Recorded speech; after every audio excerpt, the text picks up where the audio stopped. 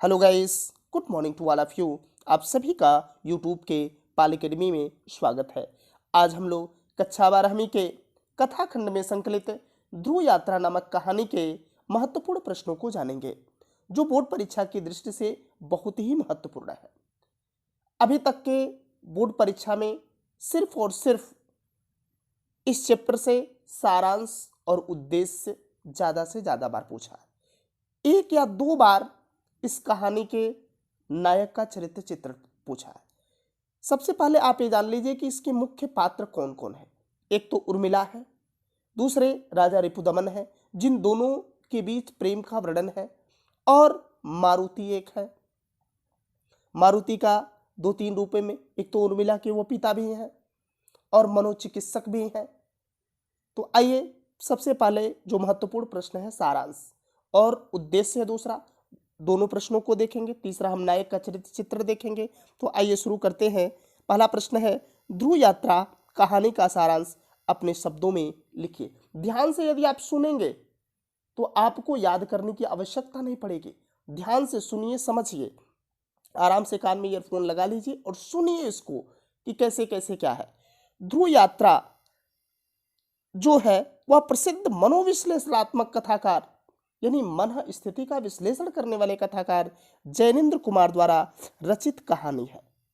यानी आपको शुरुआती समय में ही लिखना है कि किसका है, कैसे है, जो यह प्रतिपादित करती है कि प्रेम एक सकारात्मक भाव है और व्यक्ति को कर्तव्य, कर्मठता और गतिशीलता की ओर क्या करता है, अग्रसर करता है। प्रेम स्वार्थ को बढ़ावा नहीं देता, यह निस्वार्थ होता है, अपितु परमार्थ की ओर यह क्या करता है, ले जाता है। उर्मिला राजा रिपुदमन से इतना प्रेम करती है कि बिना विवाह किए उनके बच्चे की मां बन जाती है, किंतु वह यह कभी नहीं चाहते कि राजा रिपुदमन उसकी और उसके बच्चे की चिंता करें और अपनी गति अवरुद्ध कर लें, क्योंकि वह चाहते थे कि वह उत्तरी ध्रुव और दक्षिणी ध्रुव दोनों पर वह विजय प्राप्त कर ले। राजा रिपुदमन को साहसिक अभियानों में रुचि है। वे उत्तरी ध्रुव को विजय करके लौटे हैं। अखबारों में उनकी खूब प्रशंसा हो रही है। उर्मिला को इससे गौरव और गर्व की अनुभूति होती है। कौन सी ऐसी प्रेमिका होगी जो अपने प्रेमी की अगर तारीफ अगर सुने तो उसे गौरव का अनुभव नहीं होगा। पर वह नहीं चाहते कि राजा रिपुदमन उससे विवाह करके केवल उसी तक सीमित रह जाए और इस यश से वंचित हो जाए। वो ऐसा कभी नहीं चाहते कि उससे शादी कर ले और यहीं रहे, बंदिश में रहे और आगे वह कुछ भी अपने जीवन में न कर पाए। वह उनसे कहती है कि आपको अब दूसरे अभियान पर क्या करना है, जाना है। वह दूसरा अभियान है आपका दक्षिणी ध्रुव का विजय अभियान। तुम रुक नहीं सकते, पथ अनंत हो यदि, तभी क्या है, गति का आनंद है। जब पथ अनंत होगा तभी उस गति का आनंद होता है। अपने जीवन में अनुभव करिएगा। जहां पर आपका पथ अवरुद्ध हो जाए, रुक जाए, तो वह आनंद नहीं है, क्योंकि एक जगह पे रखी हुई, एक जगह पे इकट्ठा हुई जो पानी है वो भी देखते हैं स्मेल आ जाती है, गंध आ जाती है। लेकिन जो पानी चलती रहती है, निरंतर गतिशील होती है, उसमें किसी तरह की कोई गंध नहीं होती है। इसलिए अपने जीवन में लगातार गति करते रहिए, आगे बढ़ते रहिए, यानी पीछे के विषय में आपको नहीं सोचना है। तुम मेरे लिए नहीं, उससे ज्यादा के लिए क्या किए हो, बने हो। कितनी त्यागी महिला है, कहे कि तुम केवल मेरे लिए नहीं अपितु मुझसे ज्यादा के लिए तुम बने हो। राजा रिपुदमन को रात को नींद नहीं आती, मन पर काबू नहीं रहता। वे मानसिक क्या थे, रोगी हो गए हैं। वे इसके उपचार हेतु आचार्य मारुति के पास जाते हैं, जो एक ख्याति प्राप्त आचार्य है। देखिए, मैंने बहुत ही तोड़ मड़ोड़ के एकदम पूरे के कॉन्सेप्ट के आधार पर सारांश को लिखा है कि बहुत बड़ा लिखना नहीं, आपको 5 अंक में कैसे लिखना है। वे उन्हें विवाह कर लेने की सलाह देकर उनकी लिखी डायरी क्या करते हैं, मांगते। वह प्रतिदिन उनसे 3 बजे डायरी को मंगवाते हैं कि आप अपनी डायरी में प्रतिदिन की दिनचर्या को लिखिए, क्या है उसमें सलाह वह यही देते हैं कि आप शादी कर लीजिए। जब उर्मिला को राजा रिपुदमन यह सब बताते हैं तो वह मारुति को एक ढोंगी आचार्य बताती है, जिसने उसकी मां से प्रेम करके क्या कर दिया था, त्याग दिया था। उर्मिला उसी की बेटी है। उर्मिला राजा रिपुदमन से कहती है कि आप दक्षिणी ध्रुव का अभियान पूरा करके मुझे भी संपूर्ण करें। आचार्य ने उर्मिला को बुलाकर कहा कि तुम राजा रिपुदमन से विवाह कर लो, तुम मेरी ही बेटी हो। क्योंकि जो मारुति थे वह उर्मिला के माँ के साथ मतलब प्रेम किए थे और धोखा भी, किंतु उर्मिला इसके लिए तैयार न हुई। उसने राजा रिपुदमन से कहा कि आपको अपने अभियान पर क्या करना है, जाना है। राजा ने परसों जाने की तैयारी कर ली, यानी एक दिन बाद जाने के थे। इसे इससे स्त्री उर्मिला तो दुखी हुई। देखिएगा, इससे स्त्री उर्मिला तो दुखी हुई, पर प्रेमिका उर्मिला क्या हुई, प्रसन्न हुई। क्योंकि वह प्रेमिका के रूप में यह चाहते थे कि वह जाए उत्तरी और दक्षिणी ध्रुव दोनों पर विजय प्राप्त करे। लेकिन स्त्री के रूप में उसे एक दुख है। राष्ट्रपति ने अभियान दल को भेज दिया था। अखबारों में इस अभियान की चर्चा थी, जिसे पढ़कर उर्मिला गर्व का अनुभव करती है कि आज हमारे पति, हमारे प्रेमी को राष्ट्रपति की भोज में आमंत्रण मिला है। अगले दिन राजा साहब ने आत्महत्या कर ली, राजा रिपुदमन ने, क्योंकि वह जानता था कि मैं दक्षिणी ध्रुव जाकर भी उस काम को नहीं पूरा कर सकता, ये मुझे अपने पास भी नहीं रहने देंगे। उसके लिए दूसरा उपाय, दूसरा ऑप्शन नहीं था।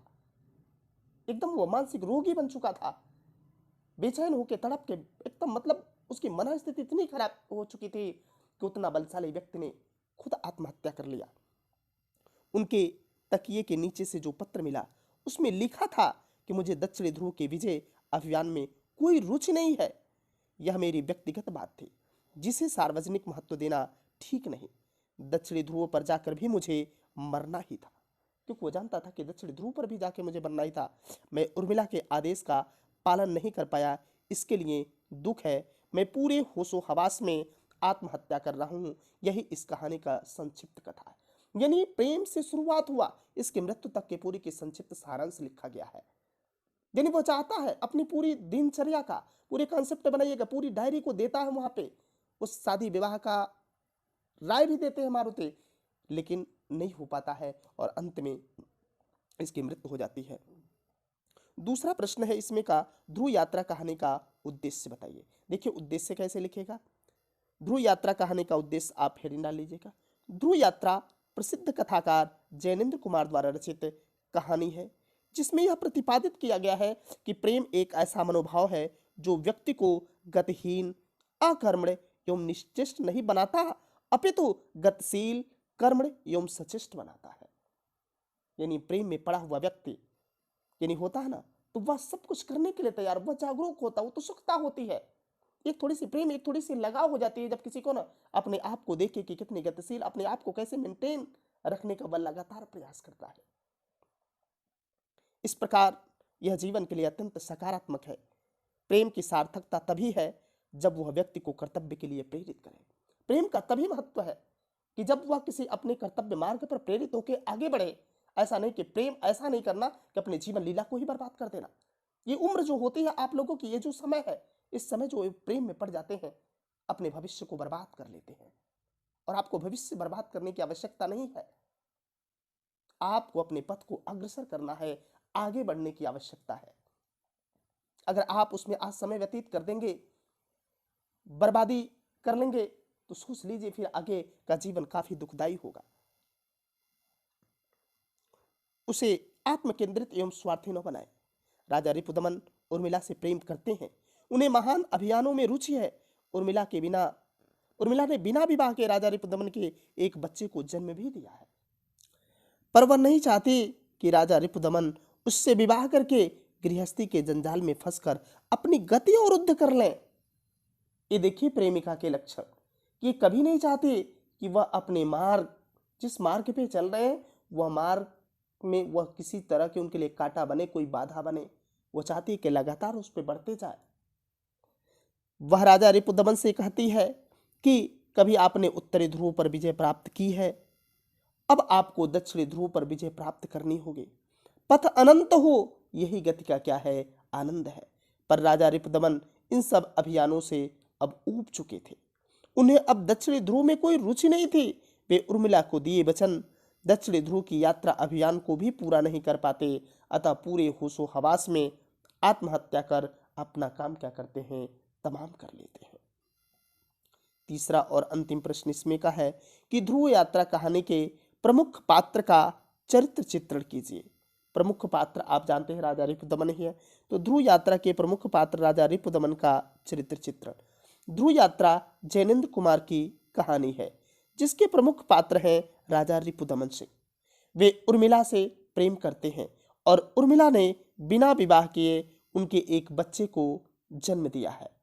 राजा रिपुदमन महान अभियानों में भाग लेकर अत्यंत प्रसिद्धि प्राप्त करते हैं। उनकी चर्चा अखबारों में होती रहती है, जिसे पढ़कर उर्मिला प्रसन्नता और आनंद का अनुभव करती हैं।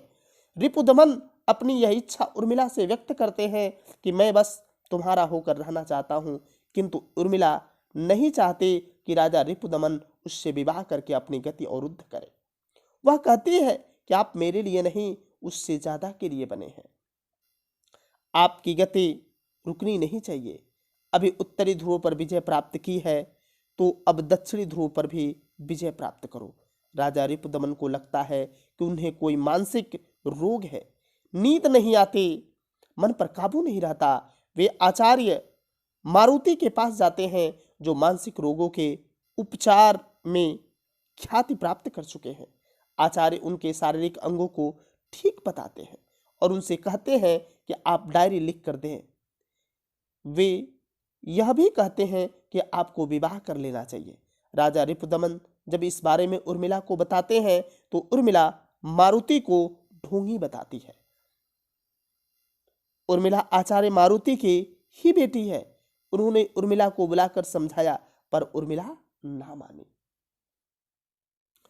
वह राजा रिपुदमन से कहती है कि आपको अपने अभियान पर अवश्य जाना चाहिए। अंत में राजा रिपुदमन ने आत्महत्या कर ली और पत्र में लिखा कि मुझे दक्षिणी ध्रुव के अभियान में कोई रुचि नहीं है।